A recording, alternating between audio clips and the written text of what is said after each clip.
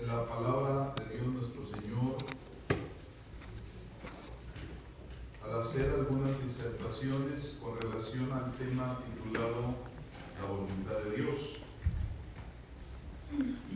tomando como base, punto de partida, la primera epístola del apóstol San Pablo a los hermanos de Tesalónica en el capítulo 4.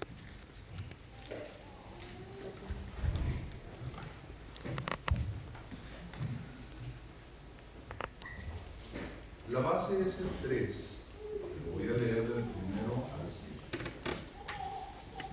Resta pues, hermanos, que os roguemos y exhortemos en el Señor Jesús, que de la manera que fuisteis enseñados de nosotros, de cómo os conviene andar y agradar a Dios, así hayáis crecido.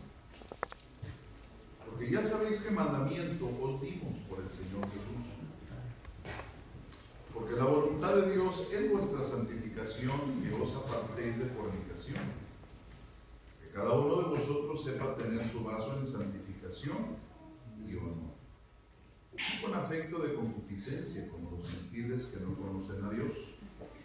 Que ninguno oprima ni engañe en nada a su hermano, porque el Señor es vengador de todo esto, como ya os hemos dicho y protestado. Porque no nos ha llamado Dios a inmundicia, sino a santificación.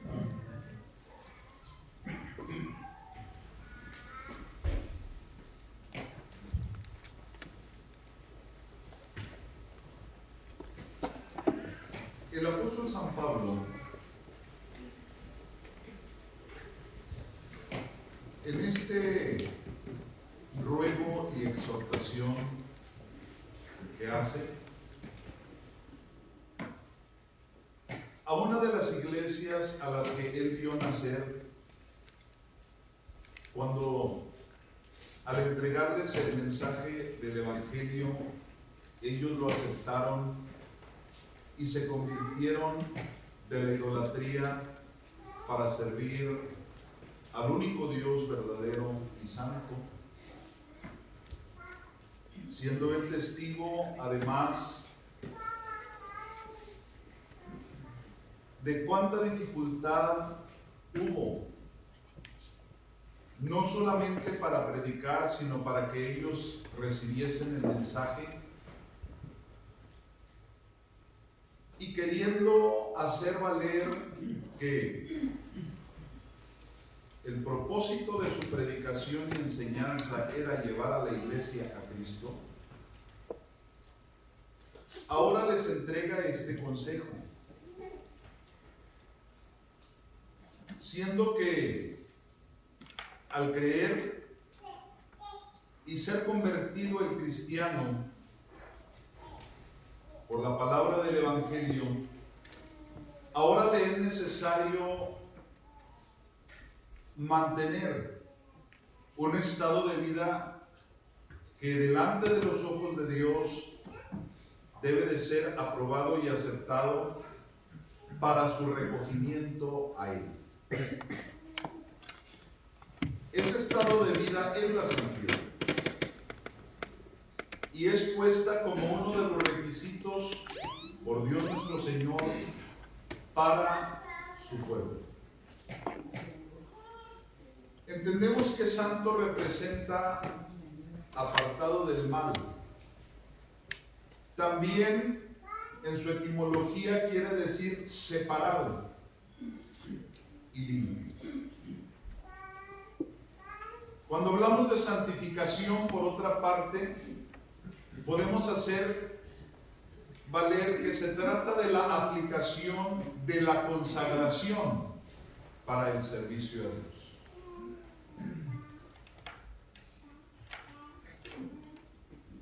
El apóstol San Pablo dice,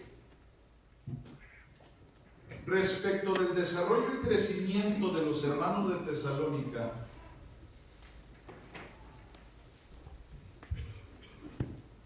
ellos dicen que era necesario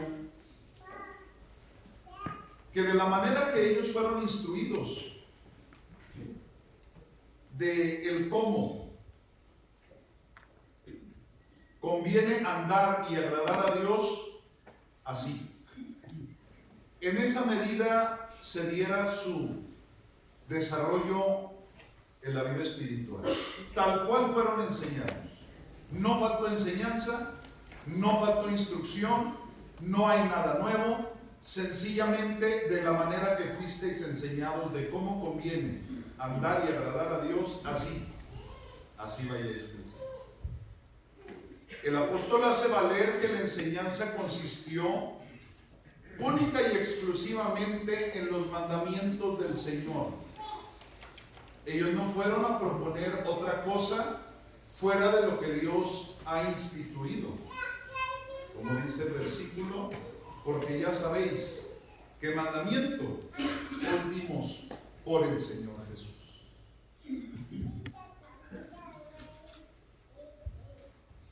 Porque el apóstol dice, la voluntad de Dios es vuestra santificación, que os apartéis de fornicación. Eso da a entender que el mandamiento del Señor y la santificación van en conjunto. De ninguna manera se puede alcanzar la santificación sin tomar en cuenta lo que Dios nuestro Señor tiene establecido como mandato. Desde los tiempos de la antigüedad encontramos mandatos del Señor en el mismo tenor, instando a los suyos a una vida de santidad y estableciendo eso como un mandamiento de parte de Él.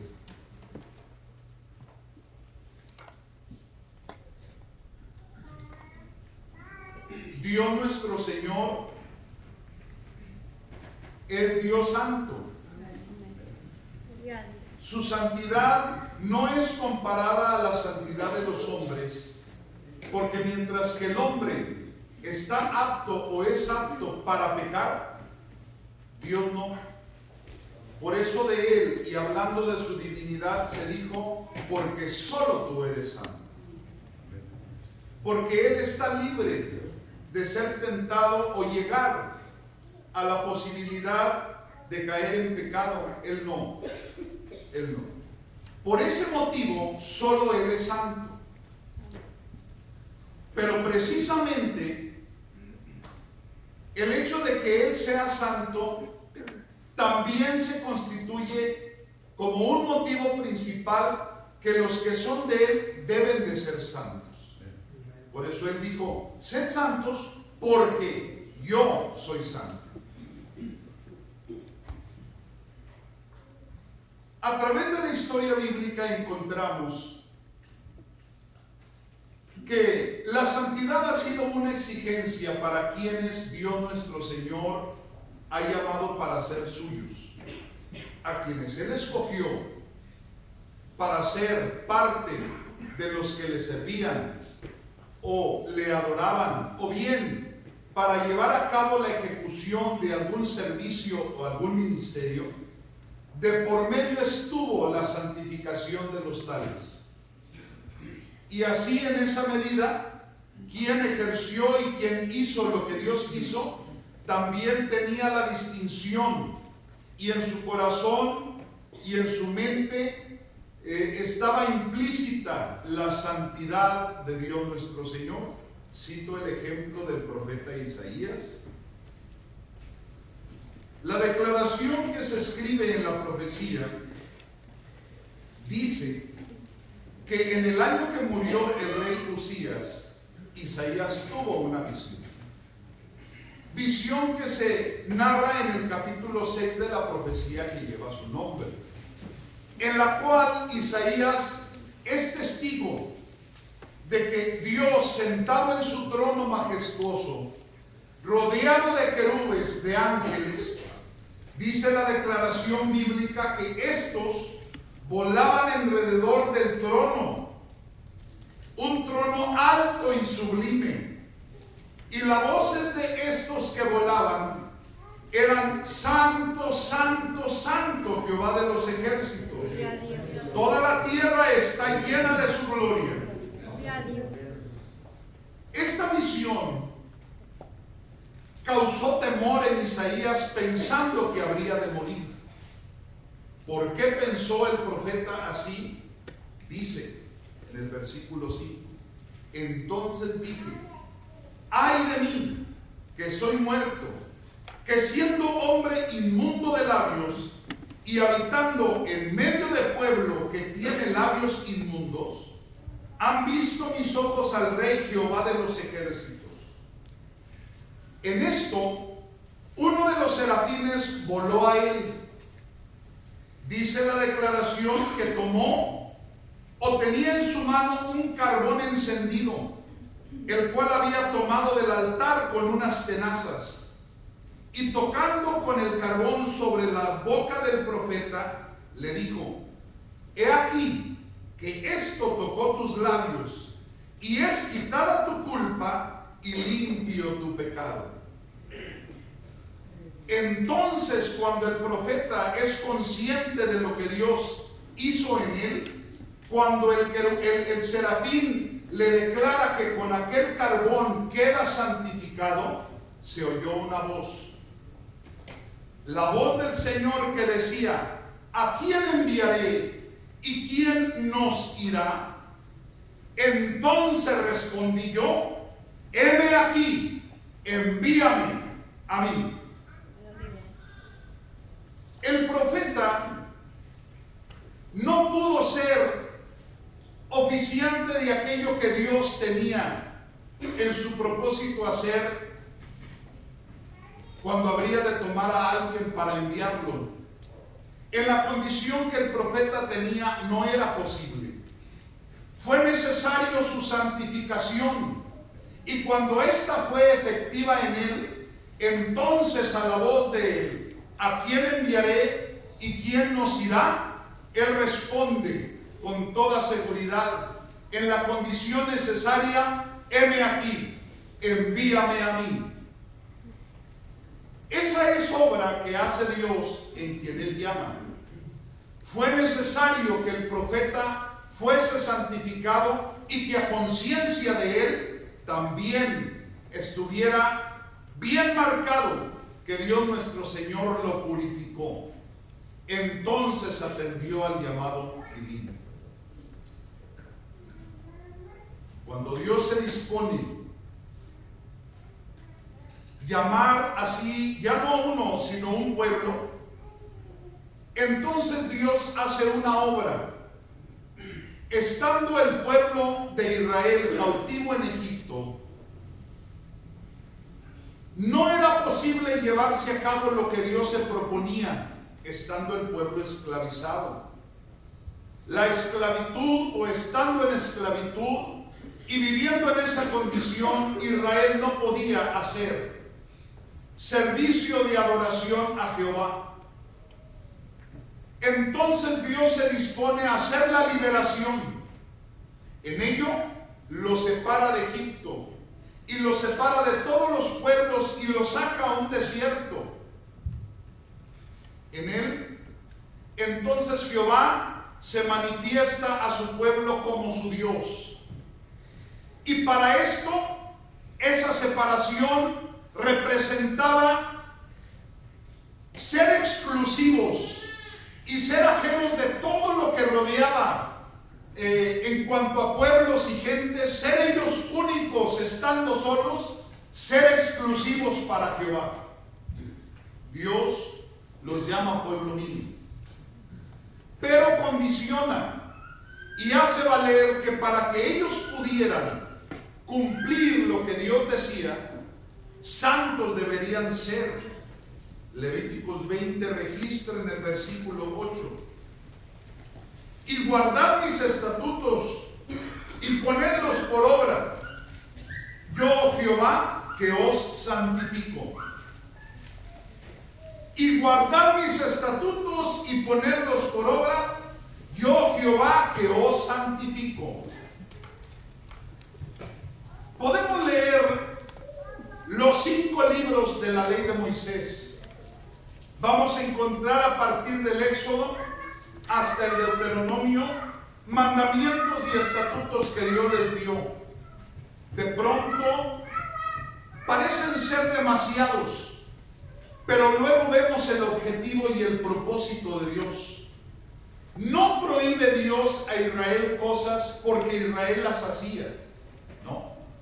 No le prohíbe Dios a Israel ciertas comidas porque ellos las comiesen. No les prohíbe tener cierto trato, ciertas relaciones, tanto de amor como de compañerismo, porque esa fuera la costumbre de Israel. No.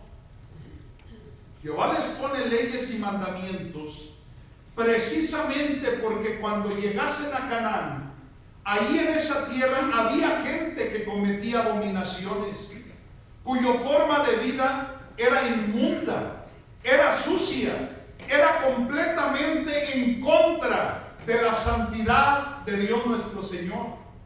El mandamiento y el mandato dados a ellos serían para que ellos, guardándolo, no se contaminasen con la maldad que había en los pueblos vecinos, para que ellos, observándolo, no tuvieran que ver con la inmundicia de la gente que era abominación a Jehová, que eran idólatras, que eran gente pagana, cuyos sentimientos y pensamientos estaban distorsionados completamente, perversos en toda la extensión de la palabra.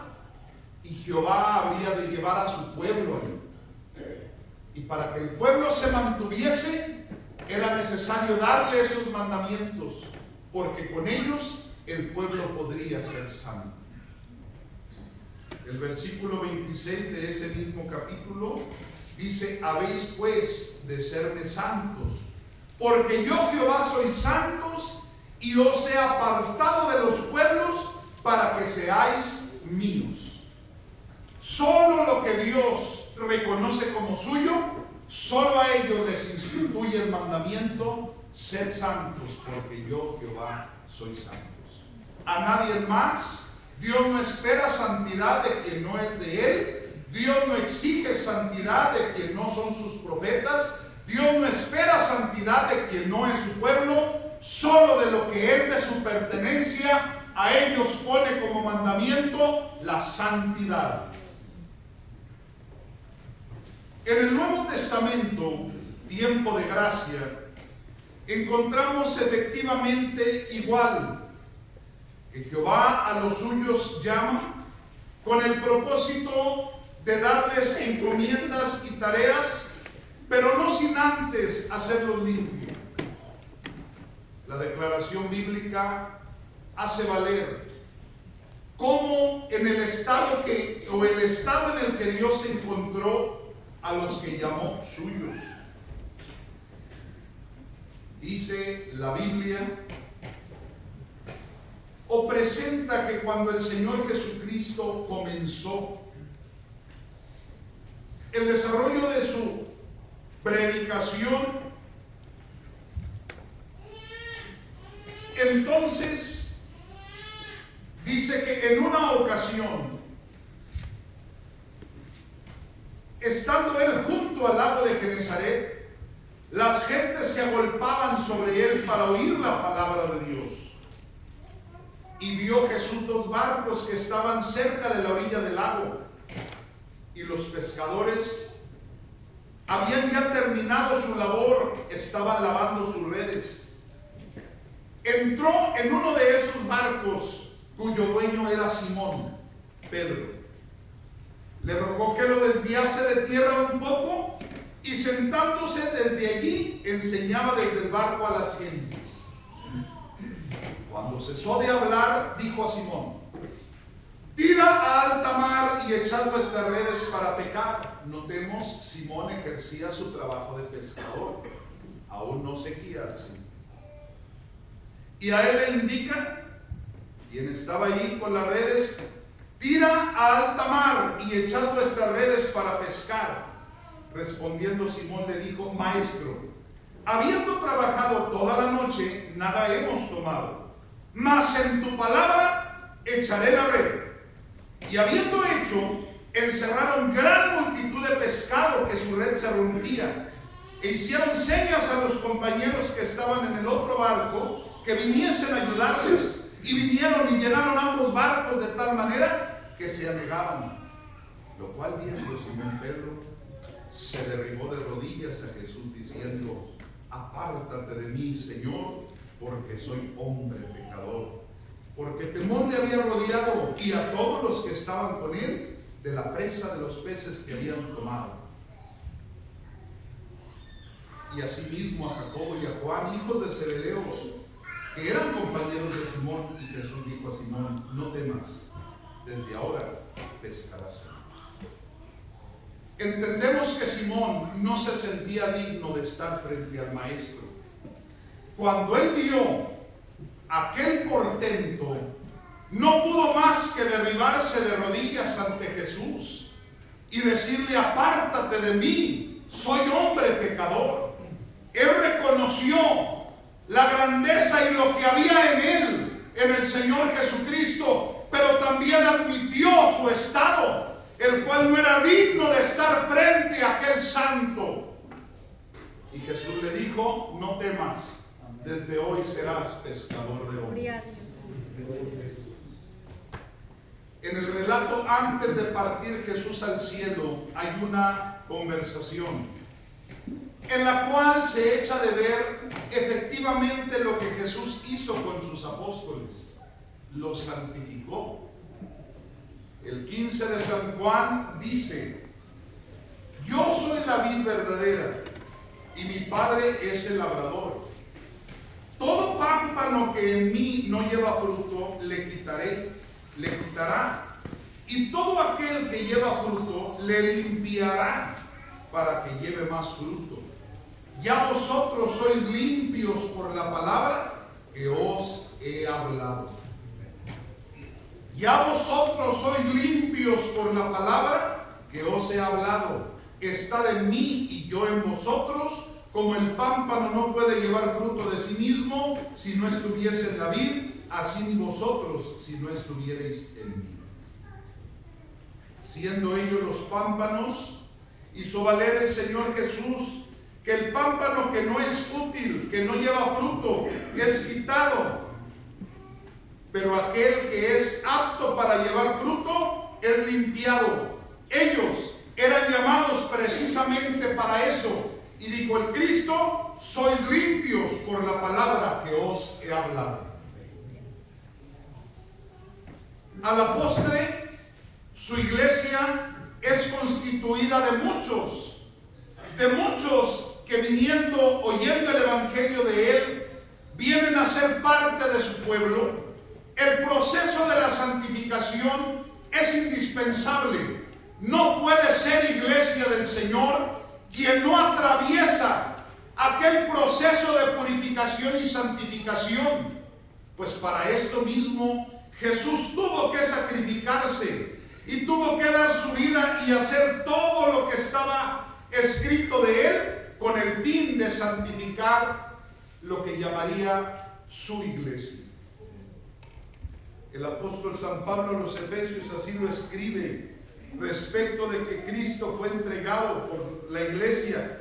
En el 5, 26 y 27 dice: para santificarla, limpiándola en el lavacro del agua por la palabra, para presentársela gloriosa para sí, una iglesia que no tuviese mancha, ni arruga, ni cosa semejante, sino que fuese santa y sin mancha. Todo esto lo obró Cristo cuando Él se entregó en la cruz del Calvario. Hermanos, ese es el motivo que el apóstol San Pablo escribe a los hermanos de Corinto, haciendo o evocando las palabras del Antiguo Testamento, pero ahora para referirse a la iglesia, haciéndole ver que lo que es santo no tiene concierto con lo que es pecaminoso. Lo que es impuro nada tiene que ver con la impureza. Dios y Belial, o Cristo y Belial, nada tienen que ver. Ni el santo templo con los ídolos tampoco. Hay una gran diferencia. Y el estado de una y otra cosa hacen la diferencia. mientras que algo es inmundo, pecaminoso, lleno de escoria, de maldad, de pecado, de cosas oscuras que no se ven en la santidad de Dios, la iglesia resplandece en su pureza, en su limpieza, porque no obró otra cosa sino la sangre que Cristo derramó en la cruz del Calvario. Como se escribe, y la sangre de Jesucristo su Hijo nos limpia de todo pecado. Por eso el apóstol en la segunda de los Corintios dice, el capítulo 6 del 17 al final, por lo cual, evocando las palabras del profeta, por lo cual salid en medio de ellos y apartaos, dice el Señor, y no toquéis lo inmundo, y yo os recibiré, y seré a vosotros padre, y vosotros me seréis a mí hijos e hijas, dice el Señor Todopoderoso. ¿Para quién Él recibe como hijo o hija? Es condición. Y es condición puesta por Él. Él dice, apartaos, salid en medio de ellos y apartaos. Ese es el primer gesto que se obra y que se hace. Es la primera acción que toma aquel que se viene a abrigar a la familia de Dios. Se tiene que apartar y salir del pecado en cuanto a costumbres, en cuanto a pensamientos, en cuanto a manera de ser. No puede seguir igual, no puede estar haciendo lo que el mundo que no conoce a Dios hace. No puede tener la costumbre pagana, no puede tener el sentimiento de los impíos, no puede hacer, como dijo el apóstol, como los gentiles que han perdido la conciencia, que ya no les puede pecar, que ya no les pesa.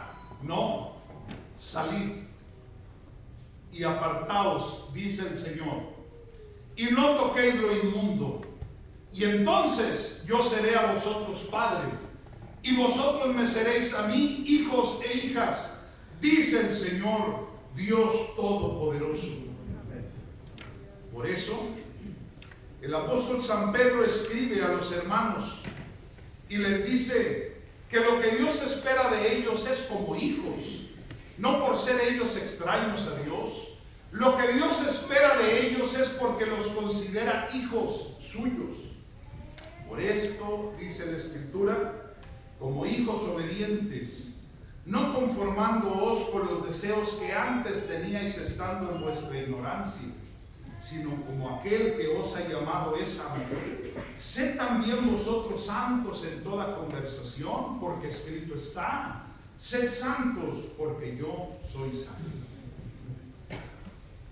De ahí que las recomendaciones siempre fueron en la vía de cuidar esa santidad. Recomendaciones que hacen valer el esmerado cuidado de los apóstoles por mantener a la iglesia en un estado de pureza. ¿Qué cosas hay que pueden dañar la santidad? ¿Qué cosas hay que pueden hacer que alguien empiece a sentir que ya no está tranquilo ni cómodo en su vida delante del Dios que es santo? Tienen que ser las cosas de la carne, tienen que ser las cosas del mundo. Esas ensucian, esas pueden contaminar el corazón otra vez y hacer que en él surjan odios, menosprecios, fornicaciones, adulterios, avaricias, envidias y todas esas cosas las cuales quedaron limpiadas y borradas del corazón cuando Cristo nos purificó en su sangre, en las aguas del bautismo. Y de eso previene San Pablo a los de Éfeso. En el 5 de la epístola, del versículo 3 al 5 dice: pero fornicación y toda inmundicia o avaricia ni aun se nombre entre vosotros como conviene a santos. Aquí no habla de acciones, habla de conversaciones. Dice, ni aun se nombre entre vosotros como conviene a santos, ni palabras torpes, ni necedades, ni truanerías, que no convienen, sino antes bien acciones de gracias. Porque sabéis esto, que ningún fornicario o inmundo o avaro que es servidor de ídolos tiene herencia en el reino de Cristo y de Dios. Era importante cuidar eso. En el 7 dice, no seáis aparceros con ellos. Era importante cuidar esa limpieza. El consejo que da los corintios, a los hermanos de Corinto, era porque ahí uno que era de la iglesia cometió pecado y por ende pierde su pureza y su santidad. El problema era que estando todavía en la congregación convivía con ellos. Y lo que acabo de leer en Efesios era precisamente preventivo, porque eso no conviene a santos. Mucho menos cuando se trata de que en la congregación algo puede manchar, no solamente por el estado de esa persona, sino la conversación del tal. Y por lo mismo el apóstol habló y lo dio como un mandato a la iglesia de Corinto respecto a qué hacer en situaciones así. Y dijo el apóstol en el primera epístola capítulo 5 y versículo 1, dice, de cierto se oye que hay entre vosotros, habla a la congregación, fornicación, y tal fornicación cual ni aún se nombra entre los gentiles, tanto que alguno tenga la mujer de su padre. Podemos entender a qué grado de pecado había llegado, como para que el apóstol diga que ni en los gentiles se miran cosas así. Y de este dice el apóstol en el versículo 9, dice, os he escrito por carta que no os envolváis con los fornicarios, y explica, no absolutamente con los fornicarios de este mundo, o con los ávaros, o con los ladrones, o con los idólatras, pues en tal caso os sería menester salir del mundo.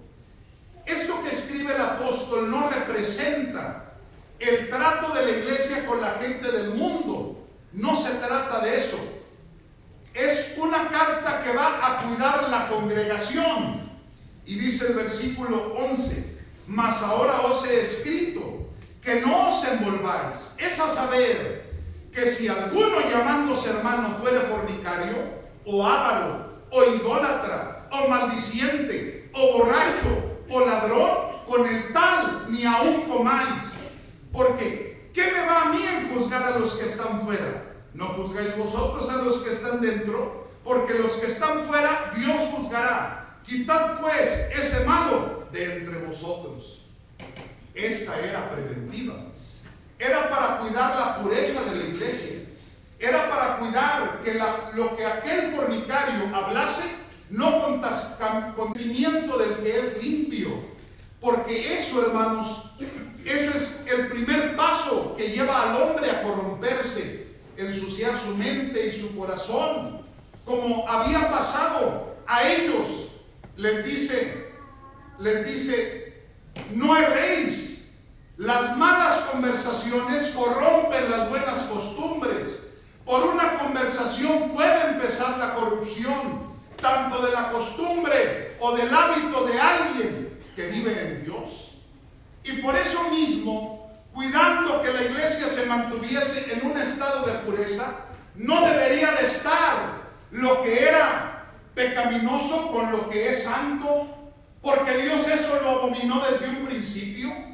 La ley decía en el tiempo antiguo, y era recia y severa, que cuando eso se daba en el tiempo de la ley mosaica, los tales fueran muertos a pedradas. El propósito, hermanos, era que aquello se quitase del pueblo que era santo. Ese era el propósito. Después se malinterpretó en el tiempo de Jesús, porque los mismos pecadores querían destruir a los que pecaban. Y por eso Jesús dijo, el que no tenga pecado, el que esté sin pecado, arroje sobre ella la piedra el primero. La ley trataba que los santos juzgasen al mismo pueblo, pero ahora ellos lo habían malinterpretado. Pero originalmente el mandamiento se dio con el fin de que el pueblo se mantuviese santo.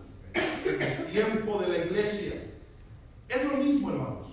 es lo mismo.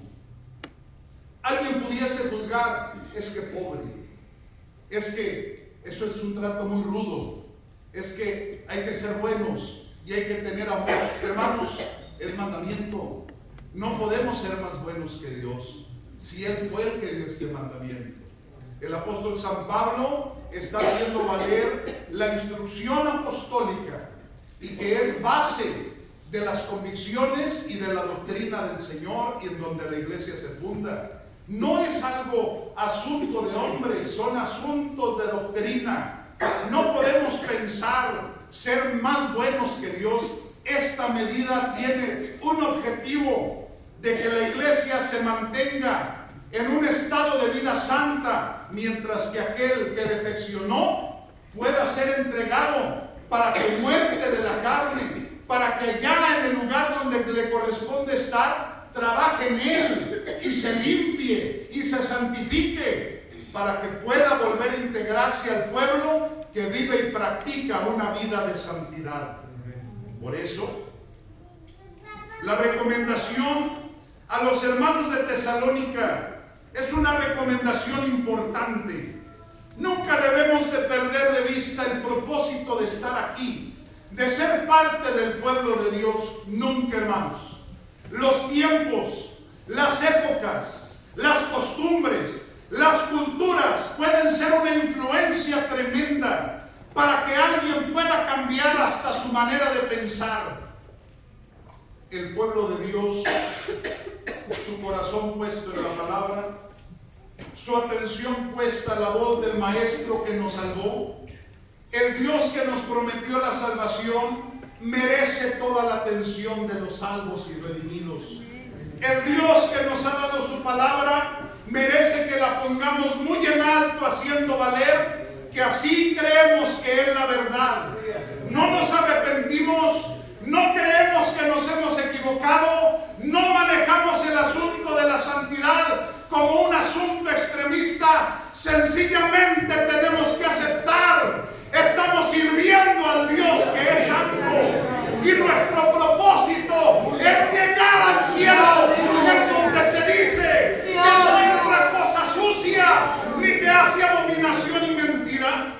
Por eso mismo nuestro sentir será siempre hacer la voluntad de Dios. Cuando algo necesite corrección, es importante atenderlo, hermanos.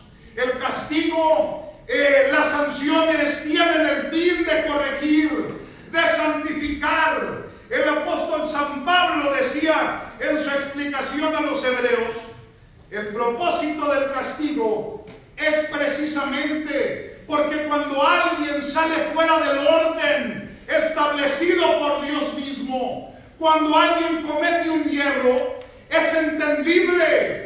Dentro de los seres humanos el castigo es aplicable, pues en cuanto al pueblo de Dios es en la misma manera. Pero tiene algo de sublime, o es mucho más sublime, porque se trata de Dios para con los suyos. Aleluya. Si sufrís el castigo, Dios se os presenta como hijos, porque ¿qué hijo es aquel a quien el Padre no castiga? Mas si estáis fuera del castigo, del cual todos han sido hechos participantes, luego sois bastardos y no hijos. Habrá quien no quiere atravesar castigo, habrá quien no quiere que Dios lo castigue. Existirán criterios. El apóstol menciona, es un trato de padre e hijos, porque el que no, entonces se considera bastardo, dice la Escritura, dando a entender que no tiene padre, o al menos Dios no es su padre. El propósito, volviendo al asunto, dice: por otra parte tuvimos por castigadores a los padres de nuestra carne y los reverenciamos. ¿Por qué no obedeceremos mucho mejor al Padre de los espíritus y viviremos? Y aquellos, a la verdad, por pocos días los castigaban, refiriéndose a los padres, como a ellos les parecía. Mas para lo que nos es provechoso, para que recibamos su santificación. En verdad, en ningún castigo al presente parece ser causa de gozo, sino de tristeza, mas después da fruto apacible de justicia a los que en él son ejercitados. El castigo tiene el propósito de santificar. ¿Por qué? Porque obra corrección, para que deje de hacer lo que lo llevó a cometer hierro, para que deje de actuar esas cosas porque no son propias de la vida santa, para que ya no actúe en esa medida, porque eso Dios no lo acepta. Y Dios, como lo ama, y Dios como dio su vida por él, entonces aplica el castigo para su santificación, para que por ese castigo alcance fruto, para que tenga efectividad y ahora se ubique en el sendero de la santidad y la justicia de Dios. El apóstol a los de Tesalónica les marca sencillo argumento para mantener el estado de santificación, para mantener una vida limpia y santa. Es de la manera que fuisteis enseñados, de cómo os conviene andar y agradar a Dios así. Así, no ha cambiado, no se ha modificado la doctrina. Nada de lo que hicimos al principio de nuestro bautismo y que abrazamos con todo el corazón ha cambiado el día de hoy. No, se sigue exigiendo lo mismo.